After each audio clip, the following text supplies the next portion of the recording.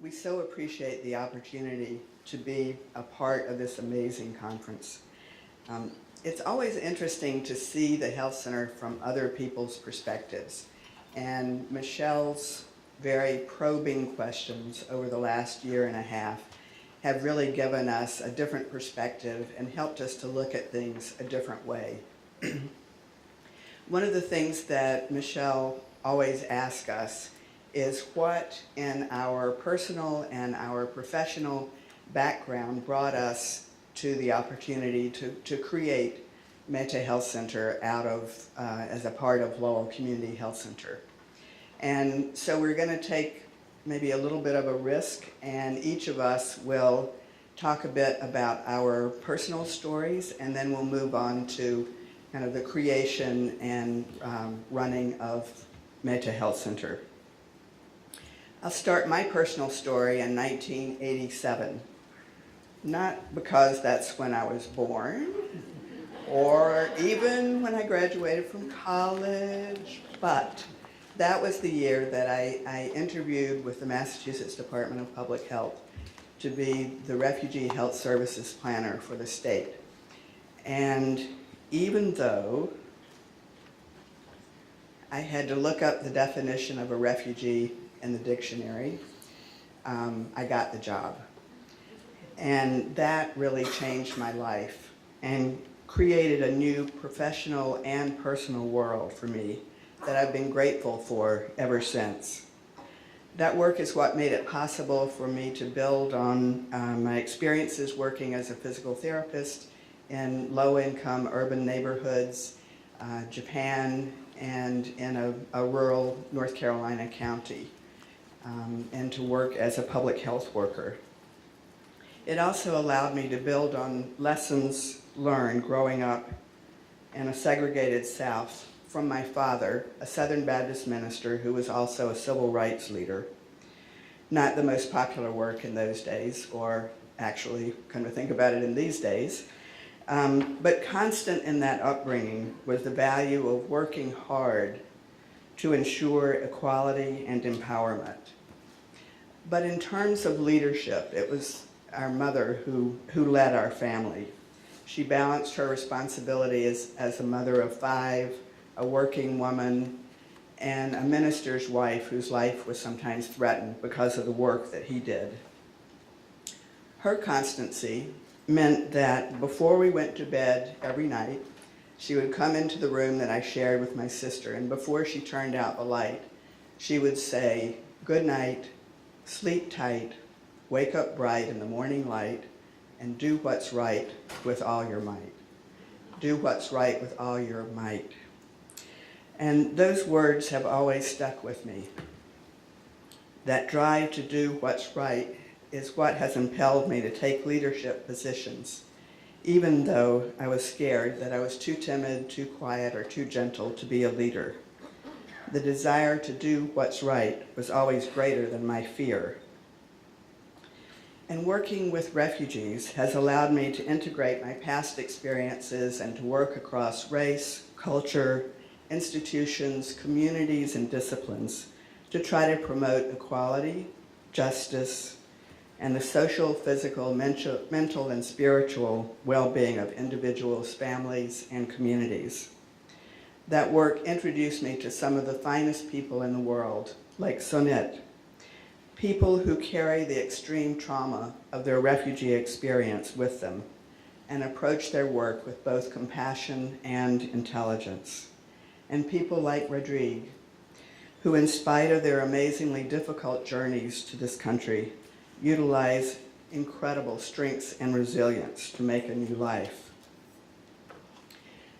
A decade later, in 1997, when I started working at Lowell Community Health Center as its CEO, I knew that something different was needed at the health center, since very few of the 25 to 30,000 Cambodians and Laotians in Lowell utilize the health center. And when I looked around at the workforce at the health center, there were very few Southeast Asians working there. So we just needed to figure out what the right thing was. So some of the things we did were to change hiring practices to focus on the importance of bilingual bicultural expertise and to increase the flexibility of educational requirements for different positions. We obtained grants to do cross-cultural training, to change the environment so that it was more culturally friendly, and to focus on the Cambodian community with health education and prevention work. We developed health center-wide approaches that ended up meeting the class standards. I don't know if you're familiar with that, but it's the culturally, linguistically appropriate service standards set forth by the federal government. And very importantly, we added community health workers to our staff. And together we went out in the community a lot, learning as we went. Then in 1999, federally qualified health center funding became available to add new health center sites, and we received a grant for the Metta Health Center. It was $250,000 and required a very fast startup. So in 120 days, we started up the health center, including building out the clinical space. One of the key activities was to find the right Metta director, because that would either make or break the health center.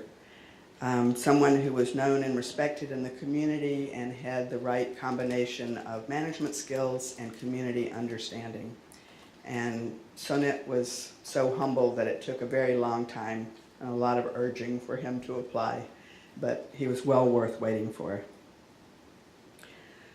But let's go back to why we felt that there needed to be a Cambodian-centric program at the health center. By now you've probably memorized the definition of a refugee. It's been up there so long, but it's important to understand the difference between a refugee and an immigrant. Since refugees flee their countries with few belongings, they flee experiences of torture and trauma, and they have very little ability to reconnect with their home countries. Most spend years in refugee camps in very difficult situations, and then they're resettled in a third country with few resources in a strange place where they have to learn a new language. And now the political climate in the U.S. makes life even more difficult for refugees. In regards to Cambodian refugees, many of you know the history of Cambodia and the Khmer Rouge experience. But just to quickly summarize something that should take days. After centuries of an advanced, highly civilized culture, then colonization, followed by a difficult internal rule, in 1975, the Khmer Rouge began their horrific efforts to take Cambodia back to year zero, as they called it, eventually killing over 2 million people, sometimes for something as simple as wearing glasses. It's safe to say that almost all Cambodian adults have at least some history of torture or being forced to watch a family member be tortured or killed, sexual assault, starvation, or other terrible trauma, including fleeing the country to refugee camps through jungles, fearing both soldiers and wild animals, as well as landmines. It's around 1979 that Cambodians started fleeing to Thailand. And the first Cambodian refugees came to Lowell in 1980, eventually numbering about a quarter of Lowell's 105,000 population. After Long Beach, California, Lowell is home to the second largest Cambodian population in the United States. Cambodians came with and continue to have health inequities. I just added that in this morning instead of saying disparities. For example, a California community study, not a clinical study, but a community study, showed that 62% of Cambodian adults suffer from significant mental health diagnoses, compared to 4 to 7% of the general population. Most commonly PTSD, depression, and anxiety. And many children and grandchildren of survivors have secondary trauma from their parents' and grandparents' experiences. Currently, diabetes and cardiovascular disease are also prevalent at high rates. In addition, due to the closing of schools by the Khmer Rouge, educational levels and literacy rates are low among those who came here as adults. So when I came, Southeast Asians weren't using the health center. When they were desperate, they'd go to the emergency room or a couple of private docs. So we definitely knew that something different was needed. And although it had been 17 years since Cambodians first came to Lowell, the health institutions in 1997 still had limited linguistic and cultural access. The number of health or behavioral health workers who were bilingual bicultural was extremely limited. And there was still distrust of institutions that were viewed as government agents. So we knew that we needed to figure out what the right thing to do was. But in spite of all that, the Cambodian community in Lowell was and is strong and resilient. Some of the protective factors are the Cambodian cultural emphasis on family, on religious involvement. There's also a strong set of Buddhist monks at several temples in the area, businesses, and beginning political involvement, with a Cambodian from Lowell being the first in the country to be elected to a state legislature. So in order to figure out what our program design should be, what the right approach was, we held community conversations, asking the community what they wanted and what they felt they needed. They asked for acupuncture, meditation, massage. They told us they practiced herbal medicine, went to Kru Khmer, who are traditional healers, and used pinching, cupping, and coining. They also described the usual barriers to care for refugees, immigrants, limited English proficient, low-income communities, including limited bilingual bicultural providers, limited understanding by mainstream providers about their cultures and health beliefs, transportation, difficulty understanding our complicated, confusing, and getting more so healthcare system, and a lack of a tradition of preventive and mental health care. In our planning, we also talked to bilingual bicultural community workers who were Cambodian, as well as refugee service providers. We talked to health centers that use complementary medicine along with primary care, including a number of Asian health centers, which at that time kind of separated out the Asian traditional medicines from the primary care. And we also talked to a couple of Native American centers, and it was those centers where we found what matched, we thought, best with Cambodian needs and strength factors. We designed the center with that community input. The name Metta Health Center, which means loving compassion, was provided by a Cambodian Buddhist monk. And we asked Venerable Salkon to give us a word that was meaningful to name the center, but that non-Cambodians could pronounce. So I think he did well. And we decided that the right thing to do was to utilize a whole community approach that places physical, psychosocial, spiritual needs at the center and stresses relationship building to promote change.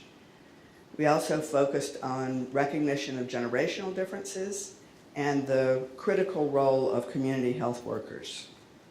A few other key points were that the center was located in the Cambodian Mutual Assistance Association, so that it would be an organization familiar to the community that offered complementary services, including ESL and citizenship classes, childcare, and job training.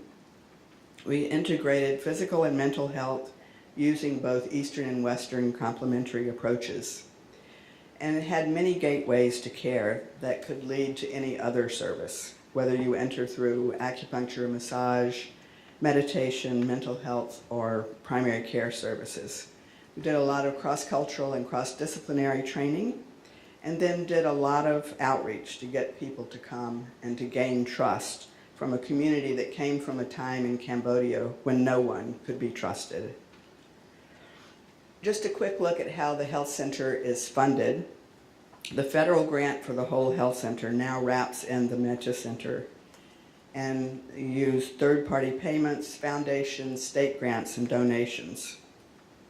Most Massachusetts insurance doesn't cover complementary medicine, so the sliding fee scale that the health center has is very important. Some of the additional basic approaches behind the center are based on understanding the factors that create healthy communities and how we as healthcare workers can promote those factors.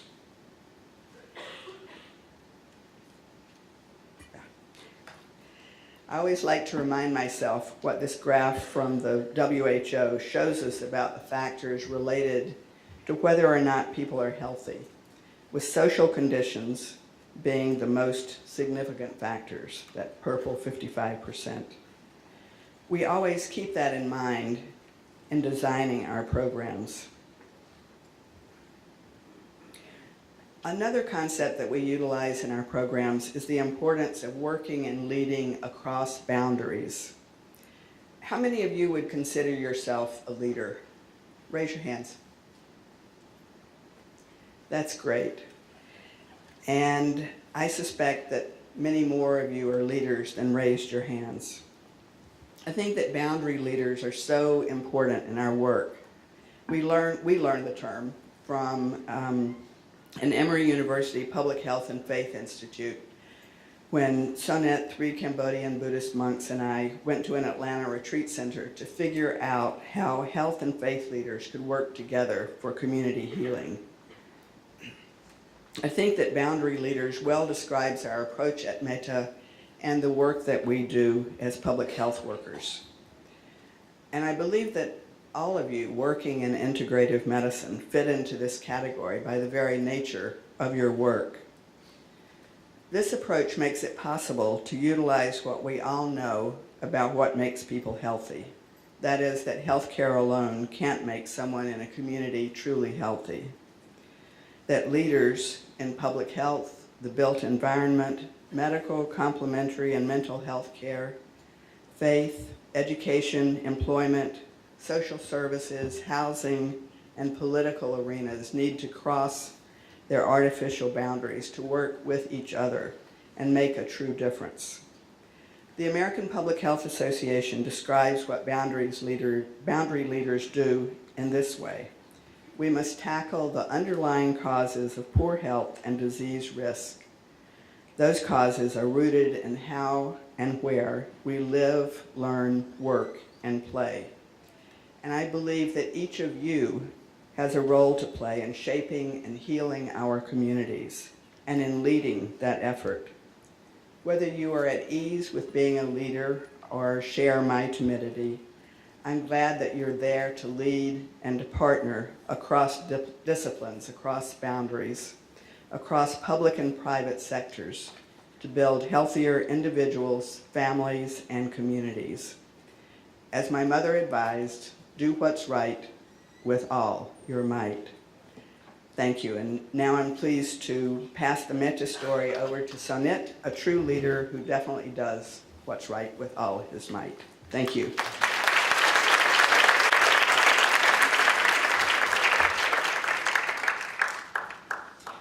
Thank you, Dorcas, and thank you for the planning committee for including Lowell Community Health Center, Metta Health Center at the conference. Before I forgot, I just want to mention to you that we also brought with us a flyer for Metta Health Center flyer, Lowell Community Health Center flyer, fact sheets about our organizations, and also literatures about the whole community approach is on the desk over there. So, like Dorcas, I will begin my remark by talking about my personal story, and then we go to talking about the outreach that when I started the clinic back in 17 years ago. So I came to United States with my wife and my sons in the summer of 1981 in Grand Forks, North Dakota. And after staying in refugee camp for over 2 years, and can you imagine coming to North Dakota from Cambodia with the temperature usually like around 70 degrees Fahrenheit the whole year. And I resided in North Dakota around August 1981. And North Dakota winter is coming sooner than in Boston, Massachusetts. So when I drive to work in the bakery, people look at me like when I ride a bicycle, people look at me, what is this guy doing with a bicycle in the snow? Yeah, so finally I got the car that I can work. So I got into Grafton, North Dakota, and then my sponsor had the job for me already. So the first thing that we need to go shopping is to buy a bicycle, to buy a hat and the glove, so I can go to work. So since I was in high school, I always want to be a healthcare professional, but unfortunately in 1975, the Khmer Rouge took over Cambodia, and since then in the last 3 years, we don't have school anymore. And I was only finished high school at that time. So during this time, my family, like older Cambodian, was evacuated to the countryside and was forced to work hard on the rice field. Many people were persecuted because they work in the former government, backed up by United States, and also because they have a high education, or just because they live in the city. So it was an estimate about, just like Dorcas mentioned, over than 2 million people die of persecution, starvations, and working hard on the field. So in my family alone, in the 11 family, I have 9 siblings and mother and father. So we lost 4 members in our family. So my mother passed away because she was working so hard on the field and bleed to death. And my father was in the army in the former government, and he was taken away in 1977, and we never see him again. So imagine that we don't know what happened to him, and we just heard speculation. Some people saw that he was killed in different way. And my 2 siblings died because of starvations. My story is only one of the story in amount of many Cambodians that survived this ordeal. So the Vietnamese take over Cambodia in 1978. This is when many Cambodians have a chance to escape to Thailand and stay in the refugee camps. So after arriving in the refugee camps only 2 days, and I start to volunteer work in the pediatric hospital. This is where I was trained as a rural health worker. So in the hope that if we were sent back to Cambodia, we will be able to train older Cambodian in Cambodia so that they can help older people. So during my 5 years in North Dakota, besides going to school as a nursing assistant, I also do a lot of volunteer work with a resettlement agency and also with the local sponsor agency to help all the Cambodian result in that area.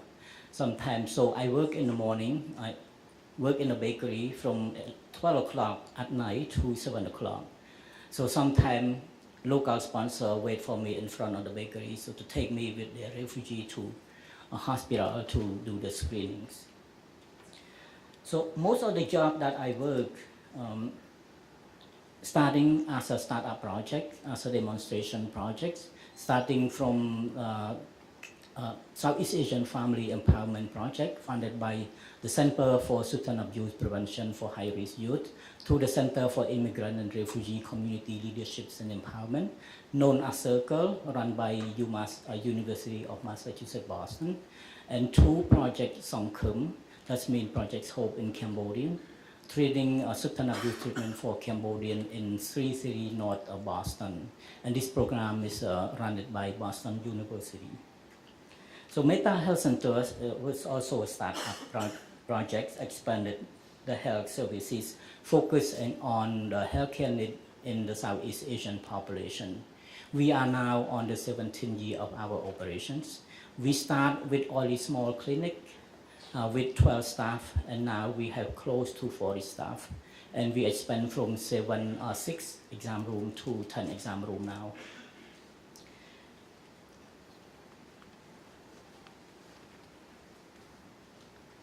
So I think my responsibility at the time when we started clinic was to spread the word about Metta Health Center, the new establishment of the clinic.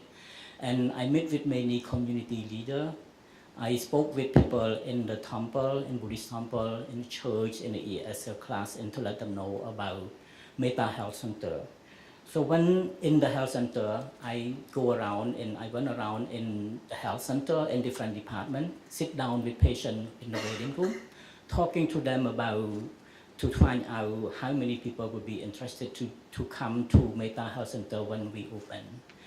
So, and also another responsibility for me was to oversee the renovation of the projects. As Dorcas mentioned, when we start the clinic, we start with nothing. So we had to do demolitions and everything, and then design the clinics and everything. So in terms of design the clinic, we made sure that the office signage reflect to the language of the people. So we have different languages in the sign: English Braille, Cambodian, and also Laotians as well. And also the artwork, everything to make more attractive and make interested people to come to the services. Just like you can see one in the Michelle's clip, and so that's all. It's all about Southeast Asian. Even we think even also when people come and open the door, we have a ceiling fan. And how do we have the ceiling fan in Lowell where the temperature is so cold? But this is just to see when people open the door, they can see the ceiling fan. It makes them feel like they are coming to the Southeast Asian clinics. So in hiring staff, we had to make sure that majority of our staff are reflecting to the population that we serve in the language, and also respect and the community, and also understand the culture. So I have sent many letters to many Southeast Asian provider or Southeast Asian doctor to ask them to see if they consider relocated to Lowell to join us at the new center. So I sent a letter to Cambodian doctor in Providence, Rhode Island, to Long Beach, California, and to Tacoma, Washington. So because of the services involved with meditation, we cannot be successful without involving with the monk. So I went to talk to the monk, and also fortunately we have one monk is very to the community, and especially he is the Venerable Salkon.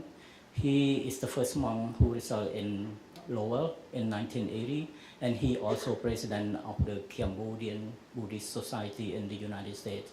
So this is when Metta Health Center come about. So it's fit to the Four Noble Truths of the love and compassion and kindness.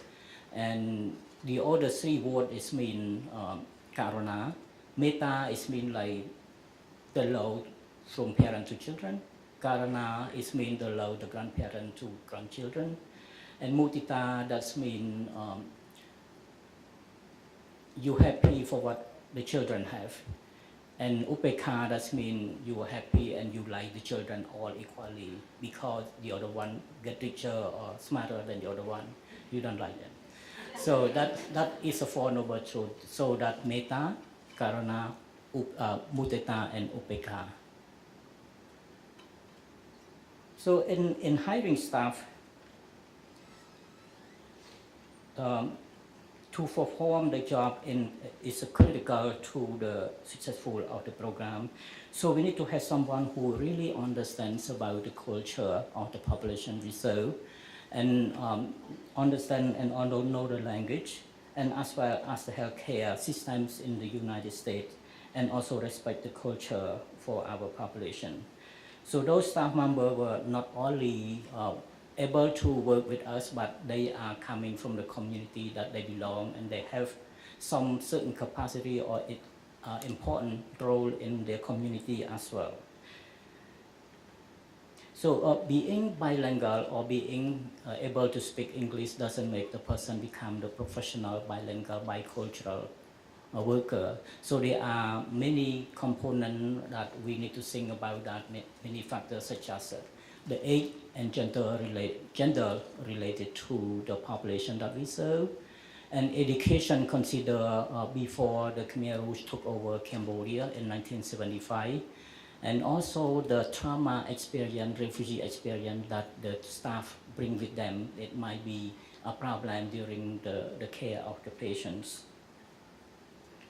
So many staff we hire has been involved in certain important roles, just like I mentioned, in community.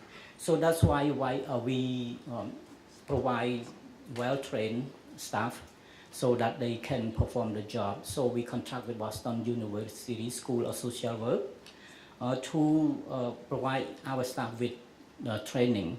So this program called the Refugees and Immigrant Training Program at School of Social Work in Boston University, because they are the expertise in providing training people in the cultural competency on the underserved population. And I myself, when I moved to Boston in 1985, I was trained by them as well. So the training including, we have the certain class for our staff, because that time we only have about like 300 patients, so we had more time to train staff. So the training including the understanding of the trauma experience and also understanding of the healthcare system in the United States. Also, bicultural, by understanding the healthcare system in the United States, and also work with the bilingual, bicultural worker, cross-cultural interpretations and supervision, traditional healing, and also the alternative medicine. So we still continue to train our staff as our staff populations and patient change. So every time we have new population come, and then we need to invite the leader in the community to come to talk to us about their culture, about healthcare beliefs and practice in their community, so that we would not offend their culture.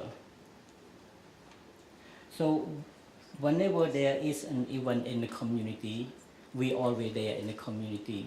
It's in doing that way to show the community that we are not only there when we need them, when we go to talk to them about services that we provide at the local community health center, but also go there when they need help and support, especially during their event, their own event or funeral ceremony. We make sure that our staff there. This is the way that for us to build relationships in the community and also building trust. In order to manage stress in the community, in our staff, most of our staff are bilingual. So except the Western staff, we call each other by the title, like brother, sister, aunt, or uncle. As in our culture, we do not address each other by name. So we see patient is not only as the individual, but as a whole family community problem, but focusing on the social determinations on health and what make them sick and distressed. So the Lowell Community Health Center have a department called, sorry, I forgot to push the button. Called Health Promotion Department. The Health Promotion Department employs about over than 35 community health workers. So about 88% of the workers are trained as medical interpreters. So Metta Health ourselves also have 2 community health workers who play a role as a refugee health services coordinator and also patients advocates or navigator. So according to the Massachusetts Department of Public Health, community health workers are public health workers who apply their unique understanding of their experience, language, and culture of the population they serve in various roles. This could be outreach worker, health educator, navigator, or case managers. So community health workers play an important role in our health center. They also help our administration to design the program that fit to the community, develop strategic planning, and also prioritize health services based on top health issues that defined by the community health assessments. So they are also assessed to the community, both community and also the health center as well. So they are not only help us to design the program, but they also help the community to navigate through the healthcare system in the Western also. So as I mentioned before, these are the people who work in the community and also work in the health center as well. So when they are not here at the health center, they are working in the community for themselves and voluntarily. So in order for them to be effective, they also need to be trained. So Lowell Community Health Center, the Community Health Education Center called CHEC, we provide training program for our staff. We have two programs that we currently provide. One is the area hour course called a Comprehensive Outreach Education Certificate, and the other one is a 40-hour course for medical interpreter. This medical interpreter is called BTG, or Bridging the Gap. Some of you may be familiar, because this is a national well-known training program. It's developed by cross-cultural health program in Seattle, in Washington. So over time, when we started the clinic in 17 years ago, our staff population tend to be like in the mid-30s. And as the program started, and then our staff population have changed. Right now we see many people, many staff, especially nurses and medical assistants, in the early 20s. So therefore, many people don't have the experience of refugees experience like we do. So our training approach needs to be changed. So we train the staff besides what they have learned in school. We need to focus more on the language skill and also the culture and how to approach people. So as I mentioned before, and also every time we have the new population, we always have new people or leader from that community coming to talk to us about their culture as well. So compared to all the small community in Massachusetts, Lowell are very diverse. With diversity is come with the recognitions we call Lowell become one of the all-American city in 1999. So with the refugee program that taking place at Metta Health Center will also come with a new arrival as well. So in the early 2000, we start to see many refugees from Burmese and also from Iraqi. And in 2010, we start to see people from Bhutan. And recently, we see the new arrival from Democratic Republic of Congo, Somalia, and also Syria. So during the past 5 years, we saw refugees about over 1,000 refugees. For the large number of the people are from Iraq. It's about close to 350. And Congolese is about 300, and Somali is about 200. And other refugees whose number are less than 100 are the people from Bhutan, Afghanistan, Burmese, and Syria. So during this time also, this is the time that 5 years ago, when Lowell Community Health Center moved to the building behind us. So Lowell Community Health Center used to spread around the whole Lowell area. We have about 8 sites. Now everyone is come together behind our building. So the move of all the department also allow the opportunity for our refugees and immigrants to receive all the services within a walking distance. Those services including OBGYN, HIV program, dermatologists, neurologists, radiologists, and also youth development, health benefit assistant, and also pharmacy. So we do have the pharmacy that have the reduced in price, 340B. So that people can pay very small amount of money. So we may come from different country and with the same situation such as the victim of civil war or the oppressions by the government. But our struggle in the new country are very much the same, including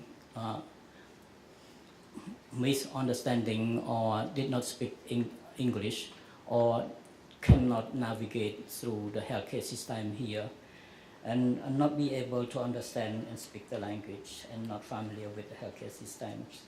So Metta Health Center is an example of the place where people can, especially refugees and immigrants, can come to receive the services, feel comfortable and less intimidated, and not worrying about people looking at them because the way they dress.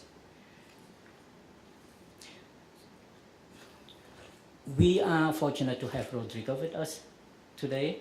So, but before I invite Rodrigue to come to talk about his experience or his personal story, I would like to offer a comment on my observation when working with a Congolese family. So we start to serve Congolese family around 2011. As a matter of fact, it's one of our Congolese family just received their citizenship certificate in March of this year. So we were so proud of them. So since then, we serve about 300 Congolese families. Although some have moved to different areas, this is just the way refugees, when they came and when they hear the friend that something better somewhere, they start to move. So wherever it make them feel comfortable and then develop their own community. So many people move to Kentucky and Ohio, but many also stay with us, stay in Lowell and still continue to receive services at Lowell Community Health Center. So despite of hardship in living several years in the refugee camp, Congolese family is still able to manage life full of challenge in the new country. And family members are helping each other because as most come with the big, large family. So older sister help to take care of the younger sibling so that mom and dad can go to work. And there seems to be a strong desire of the people who want to work in the healthcare field, especially like home health aide, personal care assistant, and the young men tend to go to the transportation business, like Uber. So other challenge that we encounter during the resettlement process is finding affordable housing for the family, especially because they came from the big family. So it's very hard to find the large apartment for the people. So however, the positive side is that, as I mentioned, people are helping each other. And also keep the faith and pray during the difficult times.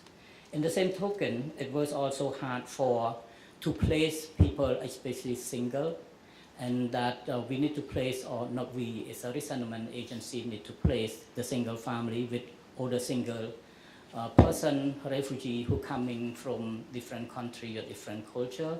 This can also create the interpersonal complication that can be a problem during the resettlement program issues. So single mothers seem to have a hard time or challenge in finding daycare, especially if they work at night, because most of the care are open during the day.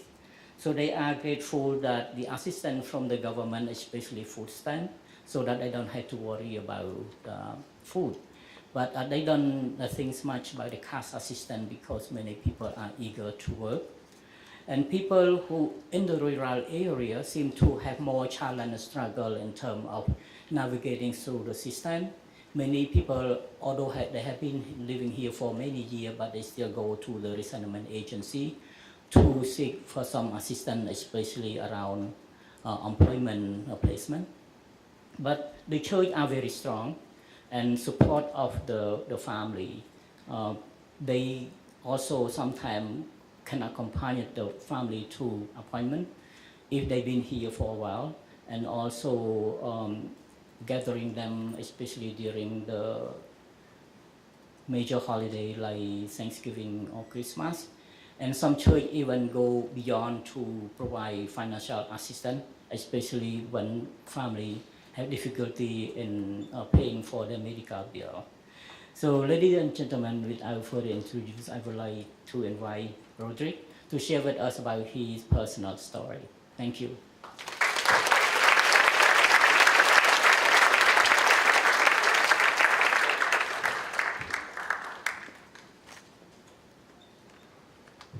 Thank you very much. I was born in the Congo 24 years ago. When I grew up, I grew up in the country, like in the middle of the world, and that was my life, like growing up. In the Congo, especially the part where I was born, the place called Goma, the small city, is the place that was mostly affected by the war. And the war was about the rebels and the government soldiers all fighting for the minerals. Because the place where I was born is rich in minerals and everything, so they're all fighting to have control of that minerals and everything. So I was caught up in that mess, and that was all going on since I was born till the day I left the Congo. Many peace signs were signed, but nothing came out of it. So for a while we could have peace, but then after like 1 month, the war started again. And a lot of people were displaced, a lot of people lost their life.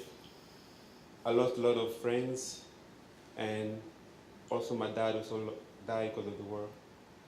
And I remember when I was a kid, it was not safe to walk around the street. Like at around 6 p.m., it was like a national curfew, like everything was closed, like shops. Everybody was advised to stay home, because if you stay outside by that time, chances are that you can either lose your life or be abducted. And I know a friend of mine, like it was a child friend of mine, that he was taken and became a child soldier. So that was that time when I was around 5 or 6. And by that time, like when you're 5 or 6, they don't care if you're a kid or if you're a girl or no. Just take you and become a child soldier. And when my dad passed away at around, when I was 9 years old, it was in 2003, our life was never the same again, because it was our work, he was the one who provided everything for us. But when he died, we were never in peace. It was hard for my mom to take care of us, because we were born in a family of 10, 9 boys and 4 girls, plus my mom. So at around 2005, we couldn't stay in the Congo no more because it was not safe. Before leaving the Congo, we were attacked by the rebels. They came into our house because my dad was a lawyer and he was investigating the government crimes against humanity, and I think that would got him killed also, because when he made some research and he was almost done, they had to eliminate him because they didn't want him to expose the government and everything they were doing, so they had to kill him. But then they thought that he left us some document that us can also bring it out and expose them, so they had to look for it and destroy all the evidence. So they came to our house trying to look for it, and we didn't have them, or we didn't even know that my dad left it. So they came in our house and they tortured some of my brothers and tried to ask us the document, but we didn't know what we were talking about because we didn't have anything. So that night, after they left, they said that they'll come back the next day, and if we didn't have them, they were going to kill all of us. And that was the time my mom said that we shouldn't be here no more. So the following day, we had to leave the Congo. And we left, all of us, to Uganda. But it was also hard to get there because we didn't have means of transport, and we left everything behind. We didn't even say bye to our friends. We just had to leave that same night. And we left in the back of it in a truck, because there was a truck coming from Congo going to Uganda. And we stopped the truck and asked the driver if he can take us to Uganda. The driver looked at us, because it was a truck only meant for animals and no people. But we had no choice. We couldn't go back to Congo. We had to up with that truck. So we stopped the driver and asked him to give us a ride. The driver looked at us and was like, "This is a truck for animals, not for people." But we had no choice. We told him, like, we can't go back to Congo. It's not safe anymore. So we had to go in the back of a truck. You know, it was dark. It was nasty, it was smelly, but we had no choice. And the whole journey from Congo to Uganda took us about 1 day because we had to go through Rwanda to Uganda. After reaching Uganda, everything was different. It was a new country. We didn't have friends. The language was different. And it was hard for us to start up anything or to live a normal life. You know, we didn't go to school because we gave up school when we left Congo. And life was difficult. Sometimes we could live and we're not even sure that we're going to be alive tomorrow. And it was so frustrating because there were some people who came after us and they were being resettled before us. And we've been waiting for 11 years as refugees and nothing was happening. And by that time, I lost purpose of life. I had dreams when I was a kid, but I stopped dreaming because I never thought that life would be better. I never thought that one day I'll be happy again. And sometimes I was like, maybe I could go back. Maybe I wish I was also a child soldier. Maybe I was being abducted and become a child soldier and fight with the rebels because I don't know what I was doing in Uganda because nothing was going on and I don't know what I was doing. I just wanted to go back and fight wherever I come from. But I want to thank my mom so much because she never gave up on us. She kept telling us that everything is going to be all right. And she kept encouraging us that we should be patient and wait for our turn. But deep inside, I was laughing. I was like, nah, it's not going to happen because 11 years waiting and not just living the same thing, waking up, doing nothing, going back to sleep, and that thing was going on and nothing was happening. But finally, we got a good news and we're going to be resettled in the United States. And in September last year, we came to Lowell, like all of us. But one of my sisters stayed behind, because we don't know why, but she stayed behind. Her visa didn't come out. Until now, she's still in Uganda, and we don't know when she's going to come. But we're lucky enough to be here. We met good people, like the guys in Metta. They treated us like we're family, and they gave us something that we always wanted to have. It was the peace of mind, and we settled better because of them, because they looked after us and they gave us medical care, and they've been there for us since we came till right now. We're still going there and get treated, and it was good for my mom because mentally she was not all right. All of us, like after what we went through, the trauma stayed behind, the stress. They gave us a lot of stuff that we can't even pay back because exactly what we needed. We needed to have a peace of mind, and they gave it all. And I'm so thankful for the Metta for everything they've done for us. It was great, not only for me, but also for other refugees. They can testify about Metta and everything. And my life experience inspired me to also become a community health worker, because I want to give back to the society. I want to help people who have gone through worse than I've been. And since I came here and had the opportunity to train and to study, I also want to use the skill and what I've learned to give back to the society and the people who need my help. And I want to thank you for coming and listening to my story. Thank you so much.